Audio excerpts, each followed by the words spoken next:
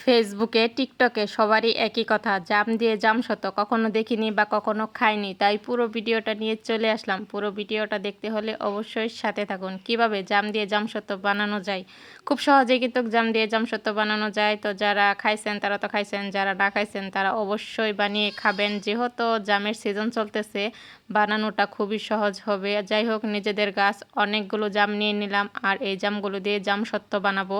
আমি কিন্তু প্রথমবার এটা বানাইছি, আর আজ থেকে প্রায় 5 থেকে 7 বছর আগে আমি আমার এক আত্মীয়র বাড়িতে খাইছিলাম আচারটা। আমার কাছে অনেক বেশি ভালো লাগছিল। তখন আমি জিজ্ঞেস করছিলাম যে এটা কীভাবে বানানো হয়। আমিও কিন্তু প্রথমবার খাইছিলাম বা প্রথমবার দেখছিলাম, তখন বলছিল এইভাবে এইভাবে বানানো হয়। আর এইভাবে আমি চেষ্টা করছি এত বছর পরে যে দেখি বানাতে পারি কি না। চেষ্টা তো করাই যায়, যেহেতু হাতের কাছে জাম আছে। তাই আমি জামগুলো একদম ধুয়ে পরিষ্কার করে এখন অল্প একটু পানি দিয়ে সিদ্ধ করে নেব। জামেতে কিন্তু এমনিতে অনেক পানি উঠে। যাই হোক, অল্প সময় কিন্তু সিদ্ধ হয়ে গেছে, রসটা একদম ছেড়ে দিছে আর একদম টকটকে লাল জাম থেকে রসটা আলাদা হয়ে গেছে। আর রসটা কিন্তু একদমই টকটকা লাল দেখতে। যাই হোক, সুতির কাপড় দিয়ে এটা ছেঁকে নেব যাতে করে কোনো আঁশ রসের মধ্যে না থাকে। তো একটা সুতির কাপড় দিয়ে কিন্তু আমি রসটা একদম ছেঁকে নিলাম। কালারটা দেখতেও কিন্তু অনেক সুন্দর লাগছিল, একদম টকটকে লাল। যাই হোক, একটা পাতিলের মধ্যে সবটুকু রস আমি বেশ কিছুক্ষণ জাল করে নেব। আর এইটাতে শুধু চিনি আর পাঁচফোড়ন ব্যবহার করব। যদি জাল খেতে চান অবশ্যই জালটা দিবেন। আমি শুধু বাচ্চাদের জন্য জাল ছাড়া বানাইছি, অন্যদিন আমি চেষ্টা করব জাল দিয়ে বানাইতে। আর আমি এখানে পরিমাণ মতো চিনি দিয়ে দিচ্ছি, চিনির পরিমাণটা একটু বেশি দিতে হবে। আর এখন পাঁচফোড়নের গুঁড়াটা দিয়ে দিব। তো রসটা কিন্তু পারফেক্টভাবে জাল হয়ে গেছে, এখন নামিয়ে নিব। আর এটা যখন ঘন হয়ে আসবে একটু চেক করে দেখবেন যে এটা জমা হয় কি না।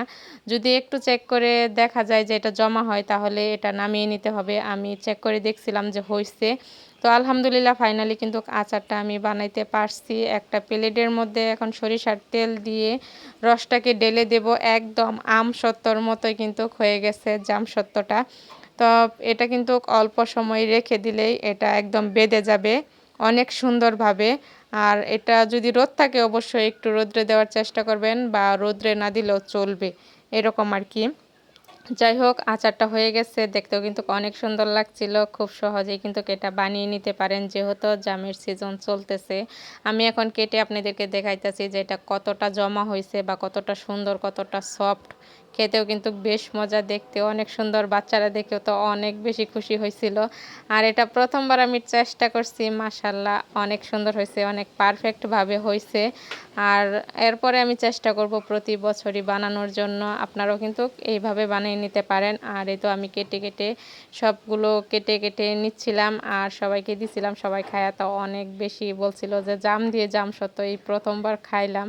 তো আলহামদুলিল্লাহ আচারটা হয়েছে।